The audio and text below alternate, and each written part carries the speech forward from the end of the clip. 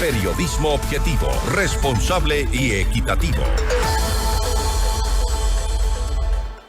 Como lo dijimos hace un momento, tras un mega operativo realizado en la ciudad de Guayaquil en Socio Vivienda 1 y 2, que fue liderado por el presidente Daniel Noboa, se decomisaron armas, droga y 17 terroristas fueron detenidos. Esta es la entrevista de Fausto Yepes. Hoy con... Estamos ya en contacto en este momento con el general Víctor Herrera, comandante de la zona 8 de Guayas, para hablar sobre este mega operativo y los resultados. En Guayaquil ha dejado 17 terroristas detenidos según información oficial. General Herrera, gracias por estar con nosotros. Fausto Yepes le saluda, bienvenido. Gracias, Fausto, buenas tardes. La Policía Nacional, en el despliegue operativo que realizó hoy día en la madrugada a partir de las 4:30 de la madrugada, enfocando en el despliegue operativo determinado en el Plan Fénix, enfocado a uno de los distritos priorizados, tuvimos como resultados importantes no solo de la detención de 17 personas que presuntamente habían estado involucrados, 4 de ellos en un asesinato que se dio el día de ayer en ese sector, y luego a 13 personas más detenidos en Socio Vivienda 1 y 2. A través del decreto de intervención que nos permite realizar allanamientos de manera planificada, se hizo en 2 sectores, Socio Vivienda 1 y Socio Vivienda 2. En el interior de esos domicilios logramos la detención de 13 personas por la configuración de varios delitos, entre ellos tenencia ilegal de armas.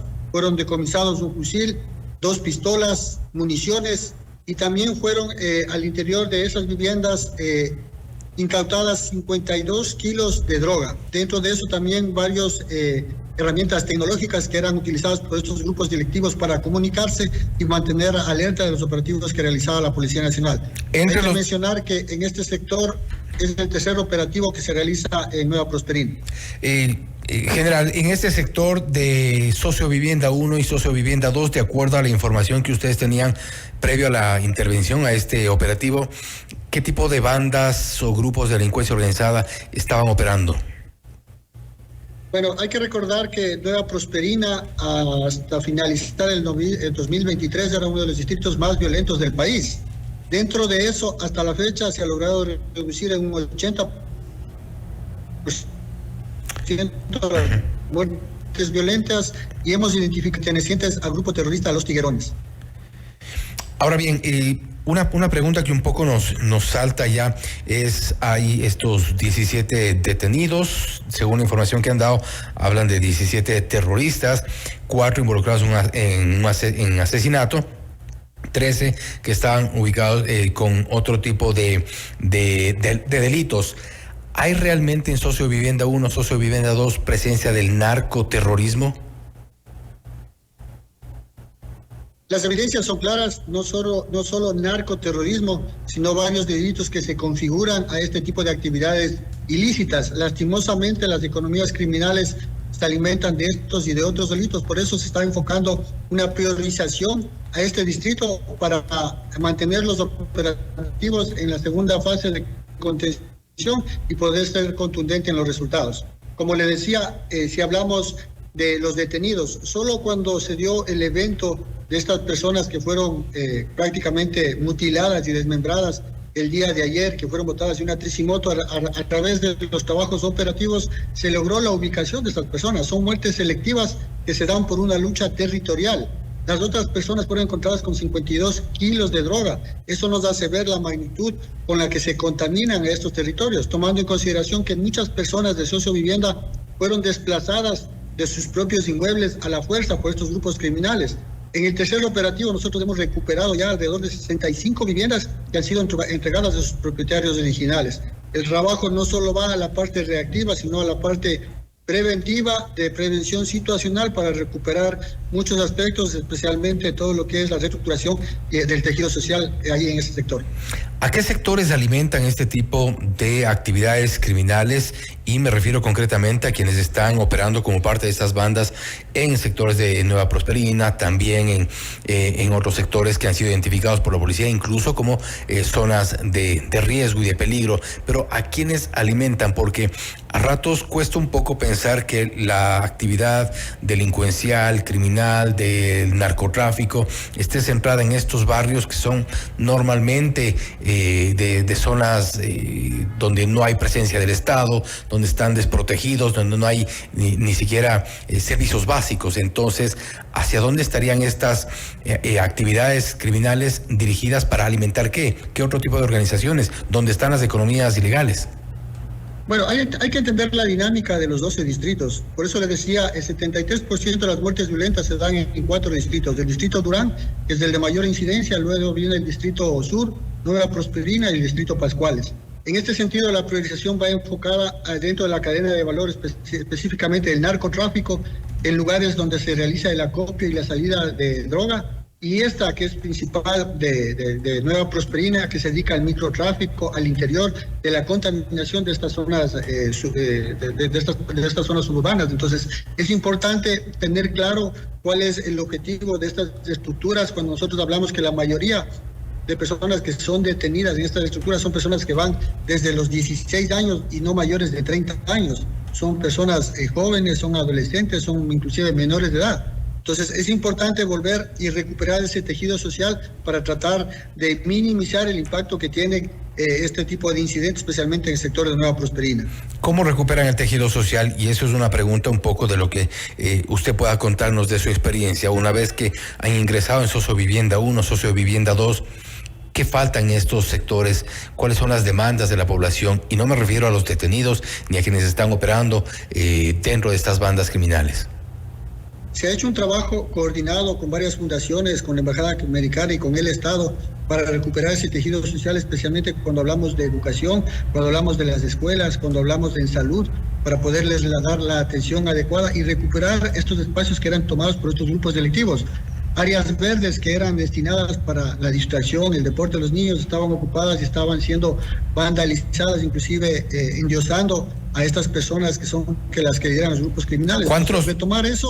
Retomar eso requiere un tiempo, por eso le decía, es importante que esta lucha recién empiece, vamos a los 90 días y es importante entender que el despliegue operativo no se va a solucionar un problema que por años se ha venido dando en una ciudad donde prácticamente hay lugares, como usted mismo lo menciona, que han sido desatendidos, que de manera progresiva tendrán que ser atendidos para tratar de minimizar el impacto de estos grupos delictivos, especialmente en estos sectores.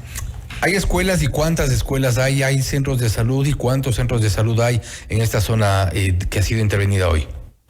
Bueno, Nueva Prosperina tiene alrededor de 36,000 habitantes. Esas 36,000 habitantes están desplazados dentro de este distrito. Cuando nosotros hablamos de escuelas, aquí la mayoría de escuelas son públicas, los centros de salud también tienen varias carencias, por eso el trabajo es articulado, no solo con Policía Nacional, estamos trabajando con Ministerio de Salud, de Educación, para que ese trabajo coordinado de estas zonas que requieren esa atención sea la prioridad, porque no se puede quedar las intervenciones solo en acciones reactivas.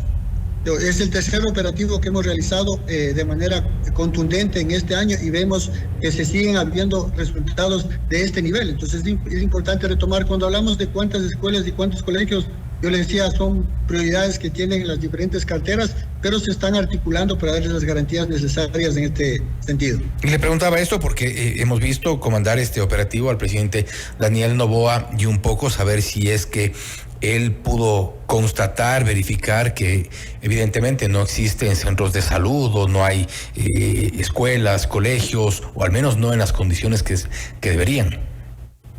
Pero hay que considerar que es la primera vez que un presidente ingresa a este sector.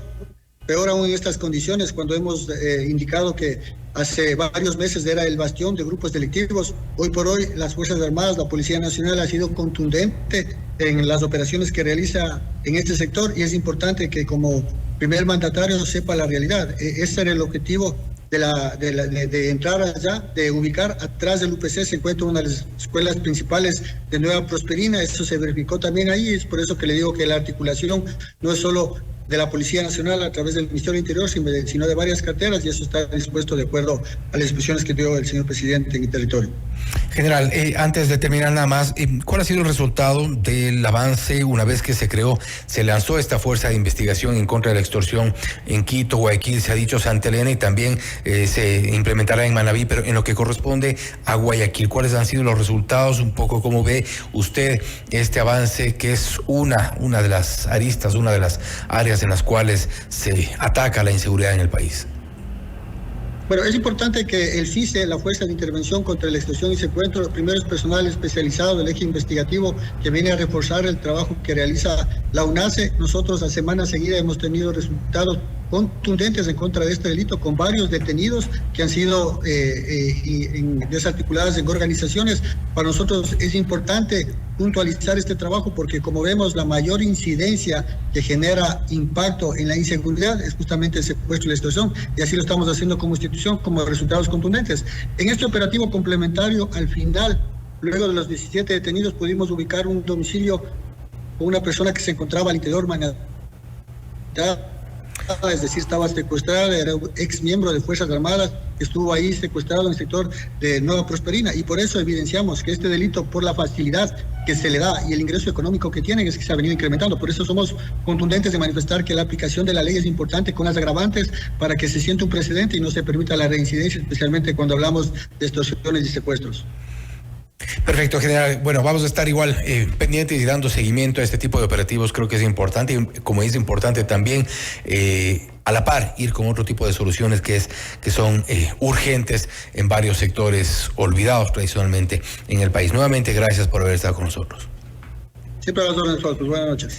Ha sido el general Víctor Herrera, comandante de la zona 8 del Guayas, hablando sobre este mega operativo en Guayaquil que ha dejado 17 detenidos.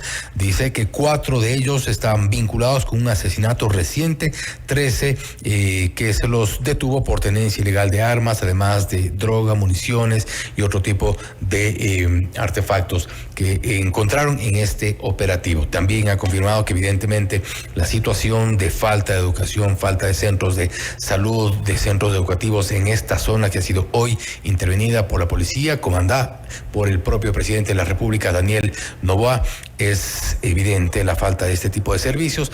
Hay una deuda pendiente también por parte de las autoridades allí. Esto es Notimundo Estelar, siempre bien informados. Usted está escuchando Notimundo.